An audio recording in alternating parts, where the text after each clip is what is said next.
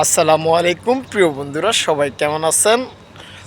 প্রিয় বন্ধুরা, অনেকে প্রশ্ন করে থাকেন যে দুবাইয়ের ভিসা খোলার সম্ভাবনা কতটুকু এবং কি দুবাইয়ের ভিসা খুলবে কবে ভাই, আমাদেরকে একটু জানান প্লিজ। আমরা দুবাইতে আসার জন্য অনেকেই প্রস্তুতি নিয়েছি এবং কি আমরা নিয়েছি, কিন্তু দুবাইয়ের ভিসা খুলবে বলে আজকে 6 মাস, কারো 1 বছর, কারো 2 মাস, কারো 3 মাস এরকম অপেক্ষা অনেকেই রয়েছে। কিন্তু এখন এই দুবাইয়ের ভিসাটা কবে খুলবে এবং কি এটার জন্য কোনো সুনির্দিষ্ট কোনো টাইম আছে কি না তা নিয়ে কোনো এখানে কোনো সঠিক কোনো নিউজ আছে কি না তা আমাদেরকে জানান।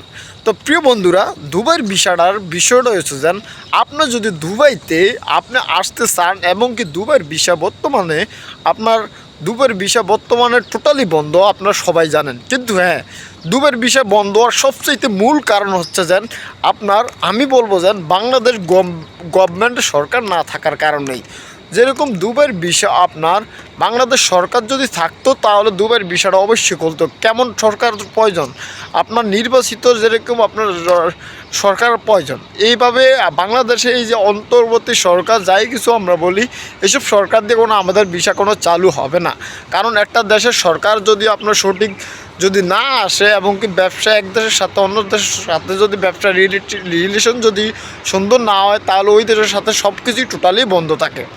তো প্রিয় বন্ধুরা, যেরকম নেপালের আপনার প্রেসিডেন্ট নাই, প্রধানমন্ত্রী নাই, নেপালের ভিসা টোটালি বন্ধ, সেম তদ্রূপ বাংলাদেশের এরকম অবস্থা।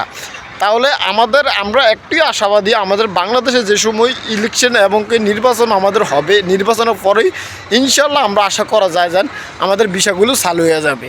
তো প্রিয় বন্ধুরা, সবাই অপেক্ষা থাকেন, নির্বাচনের পর্যন্ত অপেক্ষা থাকেন। নির্বাচনের পরে অপেক্ষা থাকার পরেই আপনারা বুঝতে পারবেন যে হ্যাঁ, ভিসা খোলার কিছুটা হলো নিশ্চয়তা দিতে পারি। তো প্রিয় বন্ধুরা, এই হলো আজকের এই টপিক। তো সবাই ভালো থাকবেন। আসসালামু আলাইকুম।